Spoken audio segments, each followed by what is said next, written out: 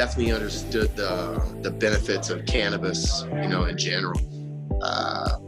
One thing that really resonated with me is, any professional athlete, whatever body you're governed by, whether it's USADA, WADA, or any other testing agencies, they viewed marijuana like steroids, right? It was a performance enhancing drug based on recovery abilities. And so I knew that there was an avenue for cannabis to have an effect within sports. But obviously, when I started this journey in 2011, it was majorly frowned upon in sports as well as society.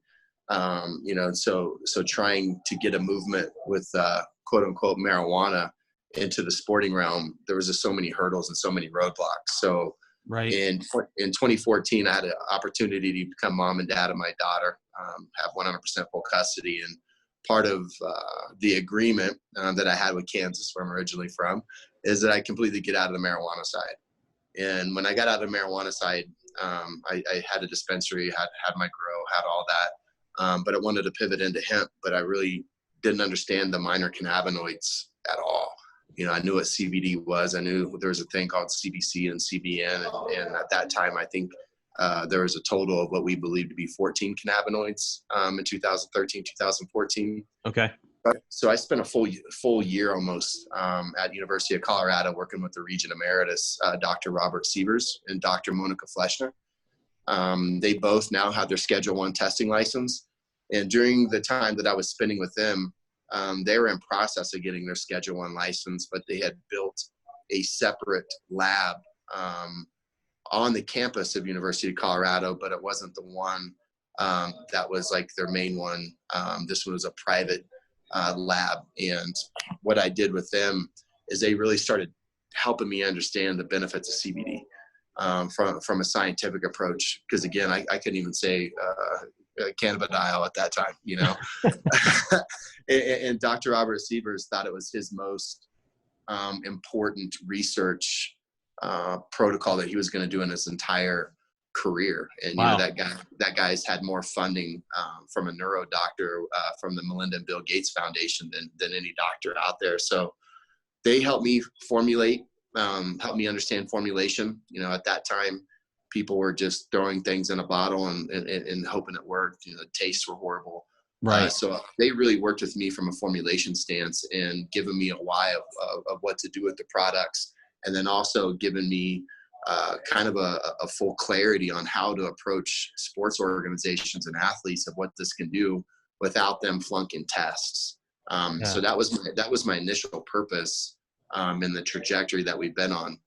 Why everybody was out there claiming that we have the best product, we're the best company, and pounding their chest every which way possible. I wanted to find out the best testing protocols. So what really put myself and Pure Spectrum in the position that we are today is, we took pride in figuring out how to remove the THC without disrupting, these other cannabinoids, because everybody believes in that quote unquote entourage effect, and ensuring every single time that we finished our formulation, there was no THC, and what was on our label was on our label. And really writing that story and owning that story and having the farm to table transparency is, really put us in the position where we are today. And, we're an exclusive partner with Team USA. We're actual partner with USA Triathlon, USA Weightlifting. And we are CrossFit, but I don't know if you've seen the things in the news with Greg Glassman. Yeah. We don't know what we're going to do this year with CrossFit. But outside of that, we're not just a sports entity. We have almost 2,000 active men and women in uniform that range from literally CIA, DEA, all the way to military. And the reason that is because they understand that they're not going to flunk a drug test. They're able to see the benefits from the cannabis plant, hemp plant, whatever you want to call it. It's all cannabis to me, without putting their lives and their jobs in jeopardy. So in a nutshell, that's kind of who we are and what we do. Yeah. Yeah. I mean, you hit on a lot of unique elements that, coming from a sales background myself or in business development, it's always hard to sell any kind of product, let alone with something with kind of misrepresented quality and things of that nature. So it's really a testament to what y'all are doing. One, bringing the quality science behind it, but also being able to collaborate and partner with some prominent organizations like that. I mean, Team USA, like you said, you can't get any higher than that, really, the national organization. Yeah. And the other thing that we do is, we source the same genetic. So we have the same genus, the phenotype, and we don't alter that. So what I wanted is I always call it the Snickers model, is in our industry, everybody is, they're sourcing from this farm, from that farm, from this broker, and they're looking for the highest quality material at the lowest price. We all know that algorithm doesn't exist. You can't go in a car lot and say, oh, I want that Bentley, but I want to spend $5,000. Right. It doesn't work. And everybody else plays that new strain name game. Oh, what's the next new cool strain that's out there? Well, when you're doing that, you're having quality control issues from the way it tastes, the terpene profiles, the cannabinoid profiles. It didn't, some people are like, well, it didn't do the same thing to me this time as last time, or this one made me feel high because it had a lot of terpenes. Well, we were like, okay, let's eliminate that variable. We did that in 2016 and found a farm where we deal with the same phenotype, the same genus, the same species that has two phenotypes, but it's the same thing every single time. And so those were our testing protocols and how we sourced, and our seed stability program. That's what got us in the door with these major sports organizations, because at the end of the day, everybody tells the same story. Until you actually go out and form a differentiator, you're basically telling the same story as everybody else. And so what we did is, now we have the attention of these organizations, and we've had hundreds and hundreds of tests through USADA. And those individuals, a lot of our UFC fighters, they'll take the product leading up to the fight that day. And the USADA and WADA guidelines are, you cannot have THC in your system 6 hours before, 6 hours after. And, I used to fight before I found out what as tough as I thought it was. That lead up on anxiety sucks. You're throwing up, you're wanting to run out the back door. Yeah. The pregame jitters, right? Yeah, it's crazy. And they're able, it helps them not have that. And so Jeff Nowitzki, he's the guy that busted Lance Armstrong in that doping scandal. He is now the liaison with the UFC and USADA. So he went from being one of the key agents at USADA, now works for the UFC. And he reached out to us.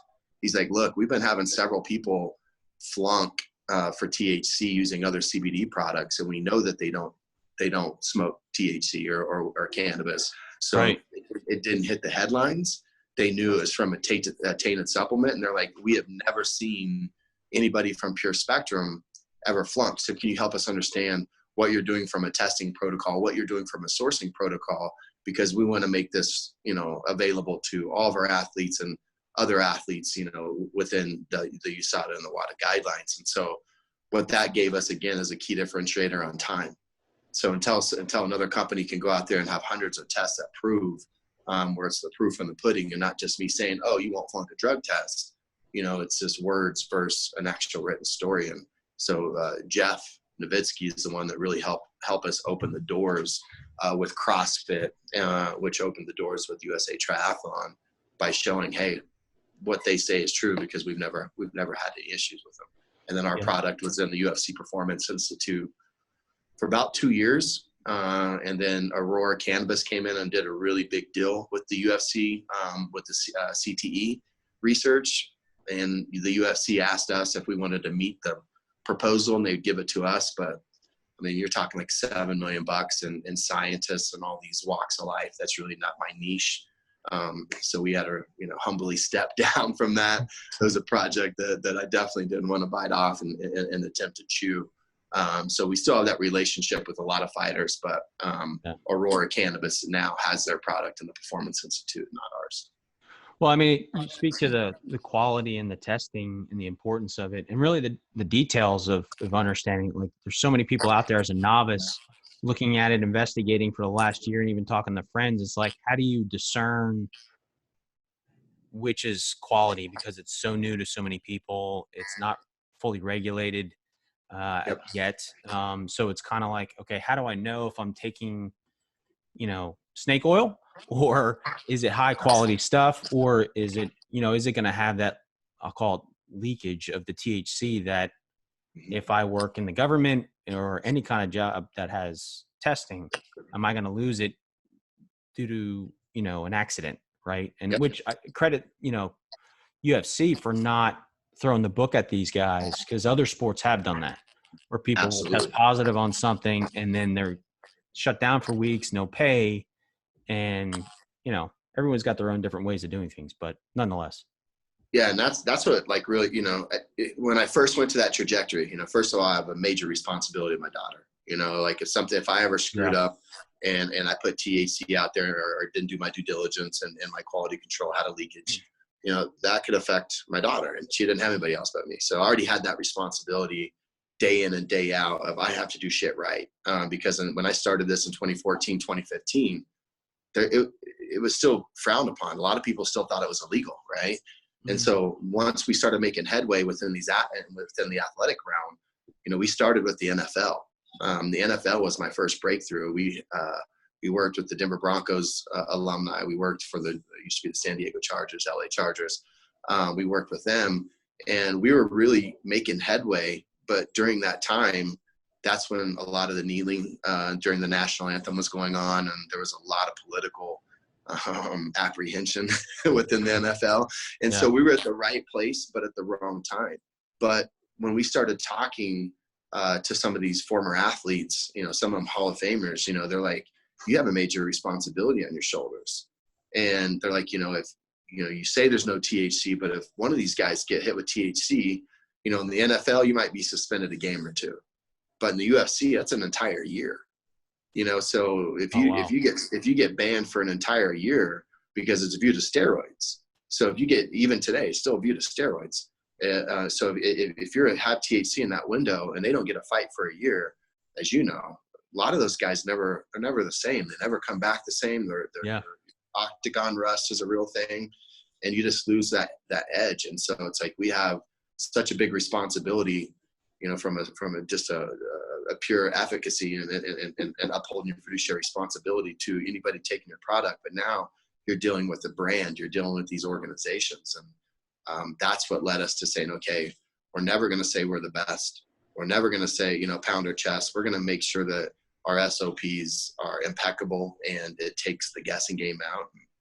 And, I think we've done pretty well with that. Yeah, it certainly sounds like it. And I mean, I think it's helpful, and I appreciate it from an integral standpoint of just kind of leading that way. And you have your own personal story and can set people's minds at ease that, you're putting yourself in their shoes, or you are in their shoes, really. So it impacts you personally as well as corporately. So you had one interesting thing I was looking at as I was doing research for this is you mentioned a little bit as the growing piece, and you come from Kansas, and there seems to be like a bit of a story there with American farming. And you maybe pull on that thread for a minute. Yeah. So, my grandfather, a very successful man. I grew up in a town called Ulysses, Kansas. And so Ulysses, Kansas moved, and God, I can't remember, in the 40s, 50s. He was maybe 19 years old, 20 years old.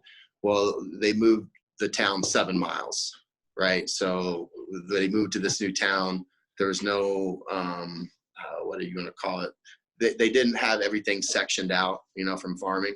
So my grandfather literally went to the bank, did a handshake deal. He owned all the land in Grant County, and he sectioned it out, became a farmer. And, I grew up riding in the combine on the ice cooler. And, obviously you don't understand, you're learning things. As a kid, I didn't know shit about a farm. I could talk it. I could tell you what wheat, corn, milo, soybeans, and probably the pricing index and all these things, because I was just listening to my grandpa. But, there was many $1 million farmers during that time. And then, he retired at 39 when the GMO came in. So I think that was in the early 80s, mid 80s, when GMO started to become prevalent. He didn't agree with it. And so he completely sold basically everything he had and got out of farming. And so during that time, I would say from the early 90s, probably, 94, 95, leading up to where we are today, a lot of farmers, it wasn't a profitable profession because it was so controlled. Right. Yeah. And so when I saw all the different avenues of hemp, I looked at it as like, man, this is going to bring back that $1 million farmer, because now, you can grow for fiber, you can grow for the cannabinoids, you can grow for seeds, you can grow for food. Now they're opening up the hempcrete realm, and oh God, now you can do, graphene. They're looking at hemp graphene, and it's going to take over plastics, and it's, Wow. they're building homes out of it. Now we're going to start to see them doing paving roads, because it doesn't expand and contract. So like say in Colorado, they're repaving roads every single year because it's hot one day, it's cold one day. And that expanding and contracting is what's caused those potholes. Well, hempcrete doesn't do that. And so it's like, how much money can cities and counties and everybody save, just on that one little profit, or that one little channel, what the hemp plant can do. And so once everybody really starts to understand what the plant can do, and once the supply channels, distribution channels, and just that knowledge gap, starts to increase, you're going to have so many different areas of farming. It's going to do good for corn, right? It's going to do good for milo and wheat and everything else, because you're going to have less people growing for corn. They're going to come over here into the hemp space. There's going to be different ways to farm it. And what it's going to do is balance all that out, because everything is so concentrated in a few areas of farming. It makes it hard to, again, have that key differentiator. And so, I believe hemp is going to bring back the farmer, and really bring back some of the grassroots, that started our country. Wow. That's fascinating. You hit on a whole bunch of points that I had no idea hemp was even involved in. I mean, I've heard of, clothing and a few other things you mentioned, but not pavement. It's crazy. They're building homes. They built cars. Like, you can Google BMW built a whole entire car basically out of hemp. And, the project that I'll probably end my legacy on in the industry is, I want to be a part of, helping rid plastic. Yeah. If you make a hemp water bottle, I think it decomposes in under 90 days. So it's like, no, not at all. Like, all this stuff can be fact checked. And so it's like, when you look at that, it's like, why aren't we doing that today, when our number one, I think, pollution problem, I think maybe not the number one, but water bottles. So I have one here, I'm part of that problem.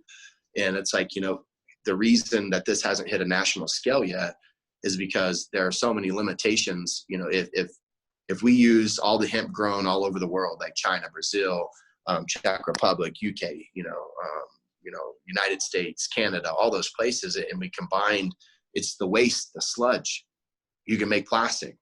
And so what's happened right now is that these countries haven't been able to bring their supplies together because of laws and legality issues. So there hasn't been enough of a supply chain to be able to do something like, take water bottles and this and that. And Legos, they're in their 4th or 5th year of a 7-year research deal, to where all Legos are going to be made out of hemp composite, because Legos wants to add a green circle around their business. Because what do people do with Legos? You play with them for a while, you keep them in the basement, then they go into some landfill. Yeah. They don't decompose. Where if it's made out of hemp composite, they're going to decompose. It's going to be good for the earth. And we're going to see that change. It's going to take a while, but that's something I want to be a part of. And I feel we'll see in the next 5 to 10 years. Wow. That's fascinating. That's amazing. I had no idea. Yeah, that's really, really neat. So back to the Pure Spectrum, you have a few different product lines, but what would be, the use case, I'll say, or aside from an athlete, there's other folks out there that could benefit from it, especially with, I would think, they're growing. Our parents' generation probably is the boomers. Yep. But maybe expand on some of the products and the use cases. Yeah. So, we're in I'm going to give you a little longer answer, but I'll try to keep it really short. So we're at a 9% education factor, meaning 9% of the United States can tell you what CBD is and what it can do for you.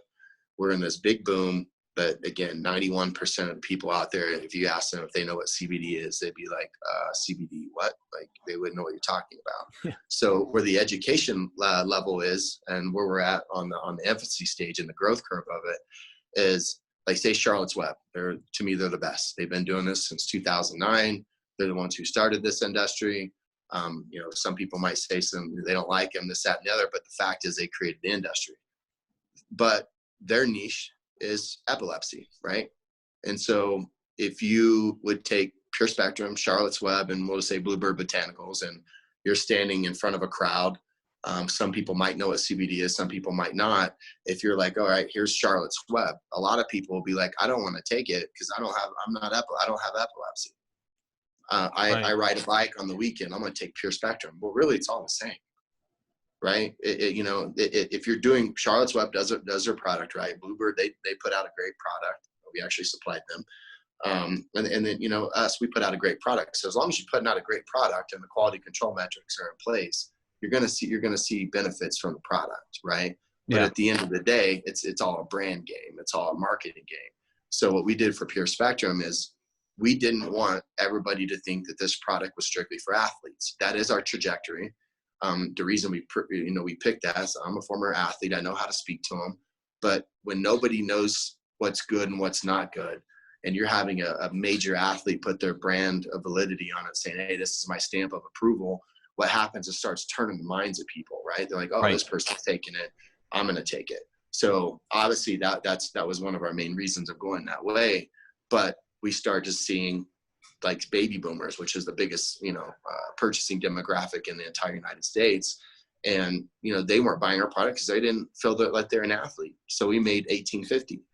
1850 was the year that the United States Pharmacopoeia allowed cannabis products to be sold and distributed through pharmacies and, pain clinics during that time. And so we made the 1850 look a little bit old.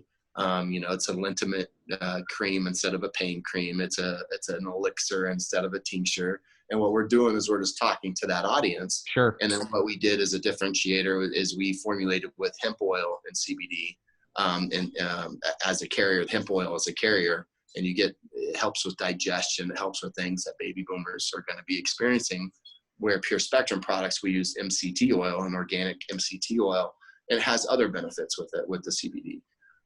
So that's why we have those products. And then, so our Pure Spectrum is our what I call our core nucleus. That's for everybody. 1850, we're trying to capture the demographic of the baby boomers. And then our black label, is, that's our more potent product. And, that's for individuals who are, mainly athletes, but also people that suffer from, maybe arthritis, or they just got out of surgery and they need a higher potent product. That's what that's for. And then we have EndoPet, which is a pet line. So in 2016, 2017, when we came up with EndoPet, what most people were doing in the industry was taking their 500 milligram tincture in a 30 ml and putting a pet label on it and giving that to pets. Well, pets are a lot different in weight. So some pets are 0 to 15 pounds, 15 to 30 pounds, 30 to 60 and on up. And so what we did is, again, we went to the University of Colorado. We started understanding dosage, like what is a true therapeutic dose based on weight metrics. Yeah. And instead of just slapping a pet label on our product that we're selling to, everybody else, we actually formulated it correctly based on weight, for small, medium, and large breed dogs, to actually put a why behind that formulation. And so I'll never do what we did again because it's harder. So every one of these companies, I'm saying they're their own individual company. It's kind of like a Procter and Gamble. Yeah. Pure Spectrum's a parent company. Black Label is just another company underneath Pure Spectrum, but it's just a brand. But each one of those are specific because we're talking to different demographics and different audiences, versus, again, going back to 2016, 2017, everybody had the Walmart approach. It's like, oh, what's the next best product that's selling? And then you see a company that has products from A to Z. It's just like, if I go to a restaurant and they have food from A to Z, I know that's probably not quality. It's okay food. If it's bar food, great, I'll do it. But if I'm going for pasta, I'm going to go to a restaurant that focuses specifically on a menu that's Italian. Yeah. And it's going to suit that need. And that's what we wanted to do, is we wanted to be specific and have a niche trajectory within each brand that we're choosing to put out.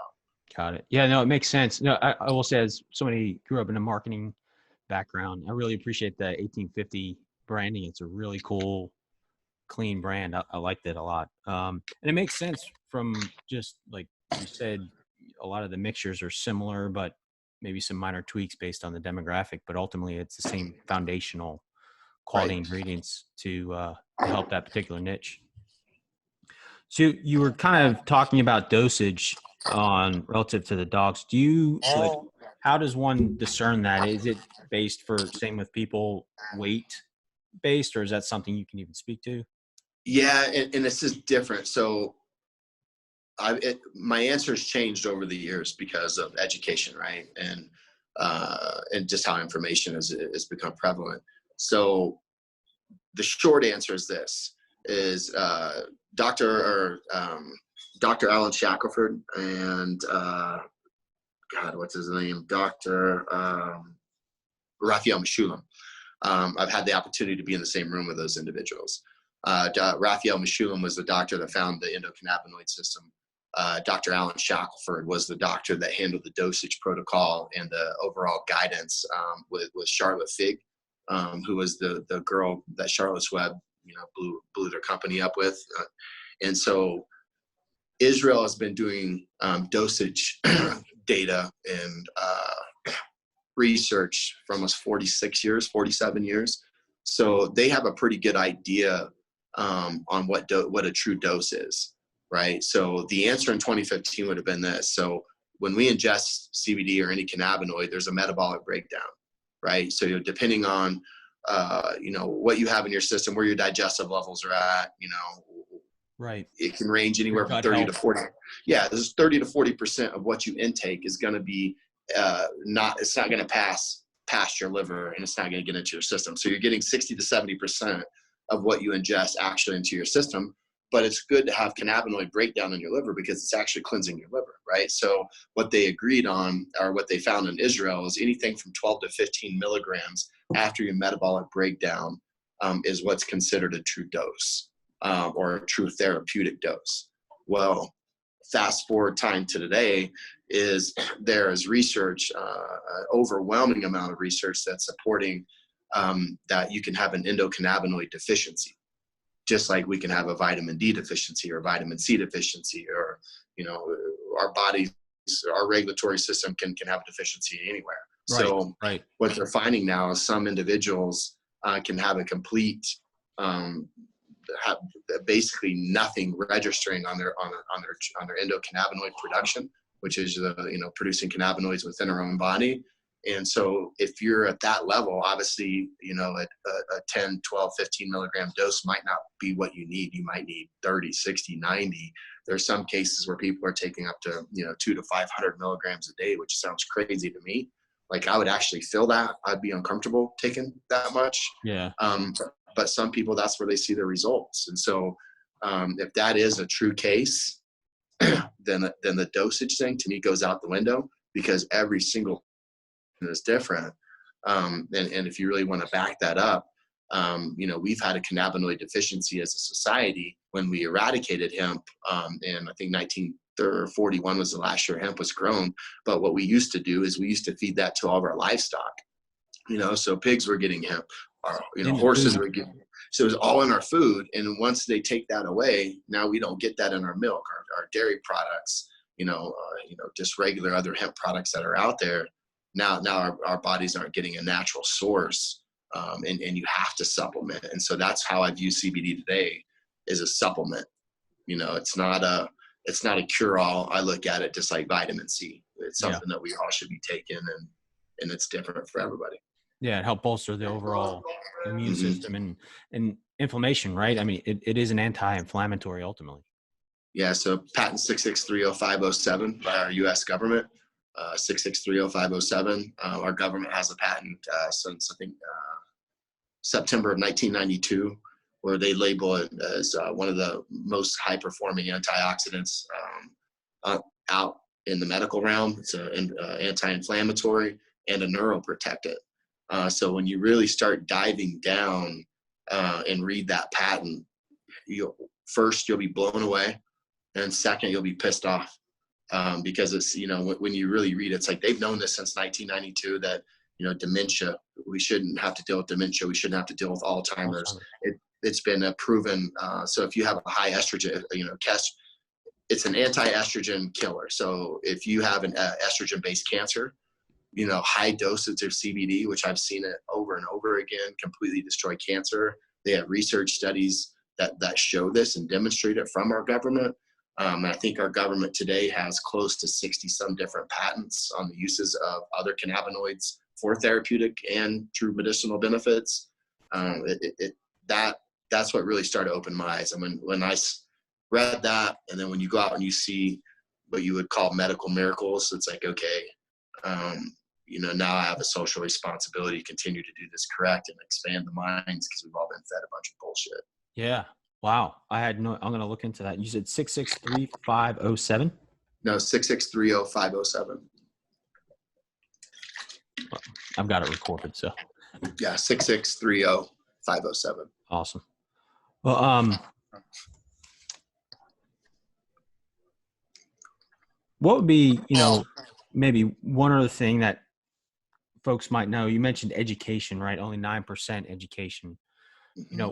What is one place or where should somebody go to learn about it?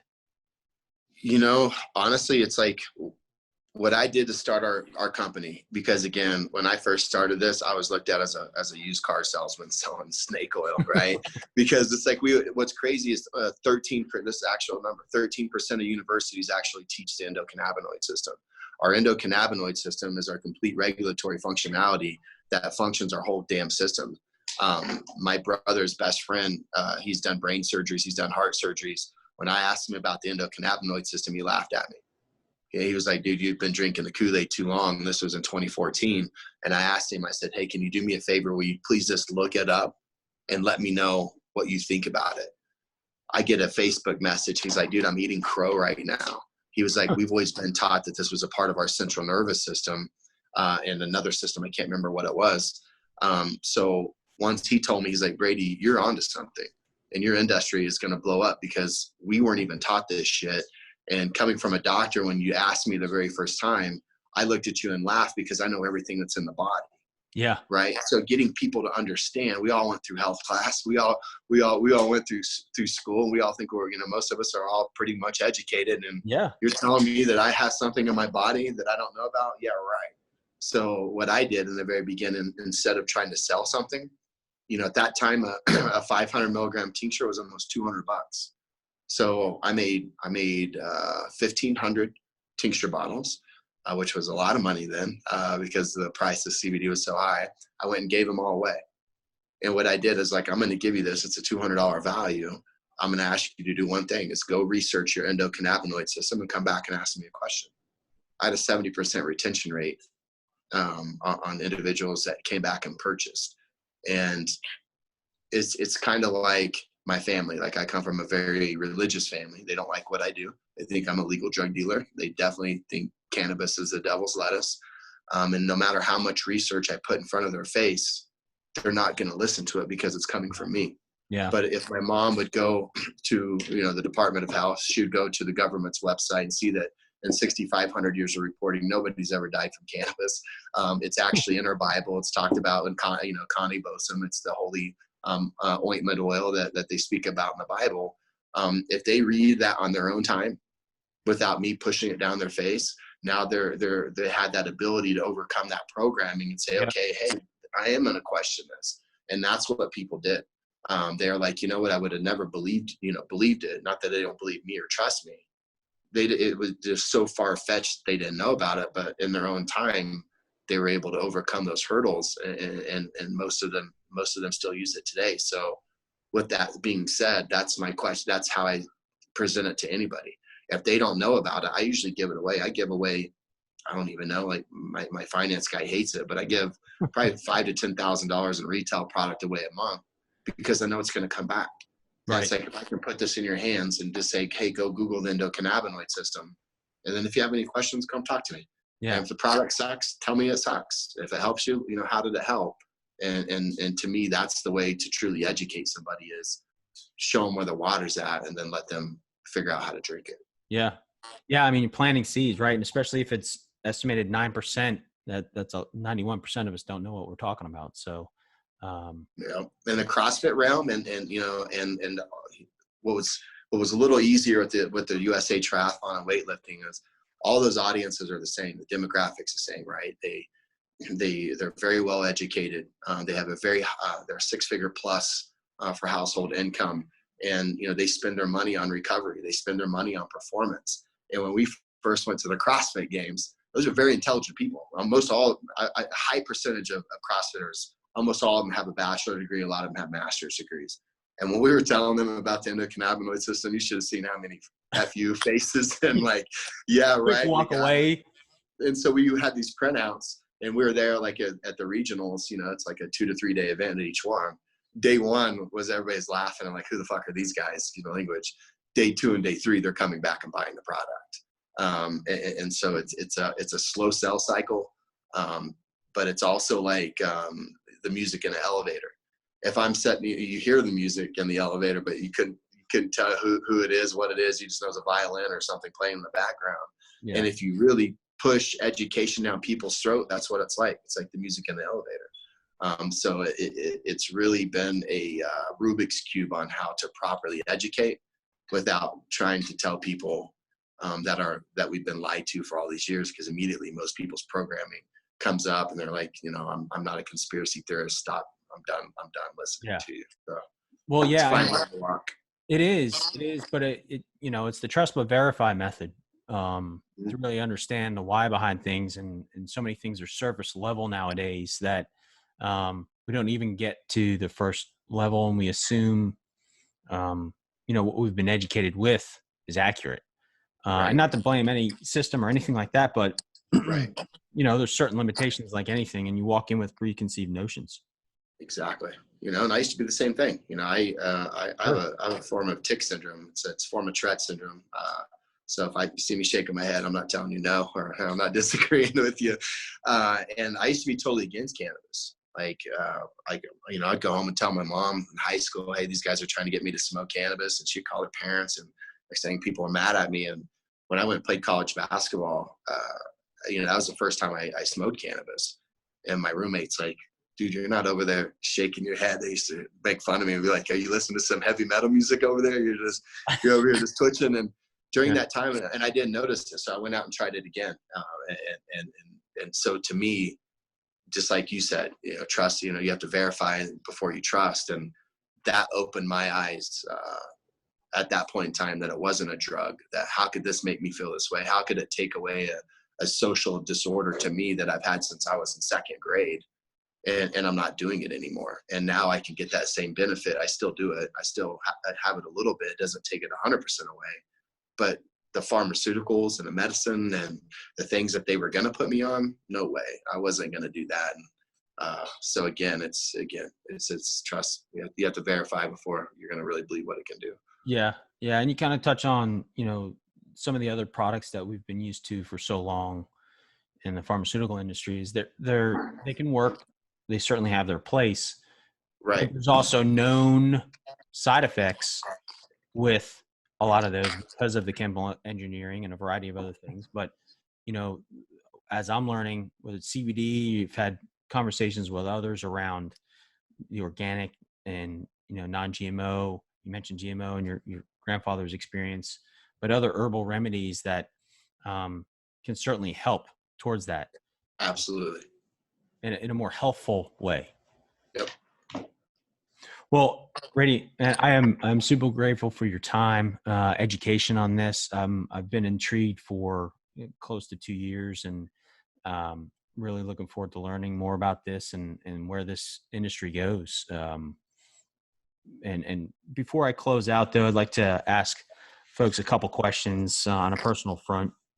So, what are you reading right now? What do I read right now? Yeah. It's I do. My reading is a little bit different. I study a person every week.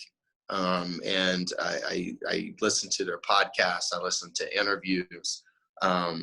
So Elon Musk was my most recent one. I've studied him several times. But I study a wide array of high performing individuals, from, the Joe Rogans to Michael Jordans to Tiger Woods to Eli or Peyton Manning, all the way through, again, your Steve Jobs, your Bill Gates, your Elon Musk, people that has been innovators and disruptors, Mark Zuckerberg. That's where I truly get my reading from.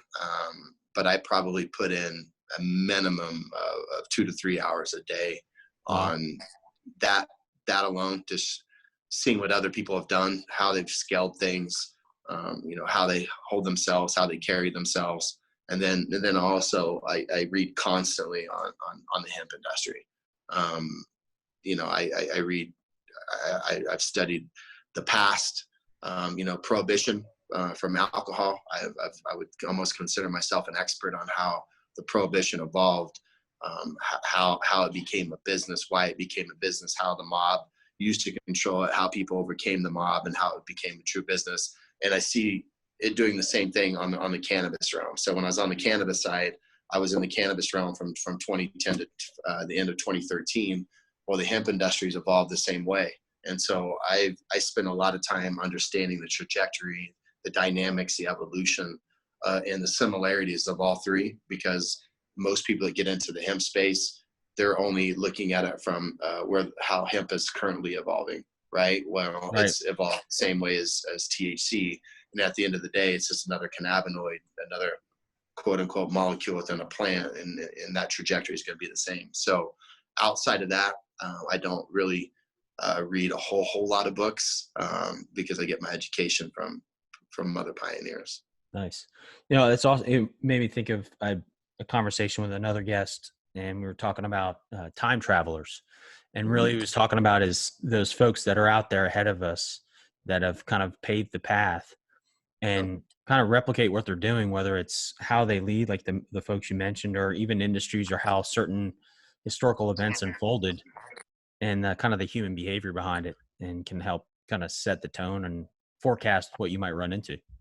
Exactly. And, probably the person I've studied the most is Dana White. I know it's kind of weird, but like, I would honestly, in the very beginning days of the UFC, I would buy UFC tickets. Obviously I'm there to watch the fights, but I would sit as close as I could, as much as I could afford, in all these different levels of life.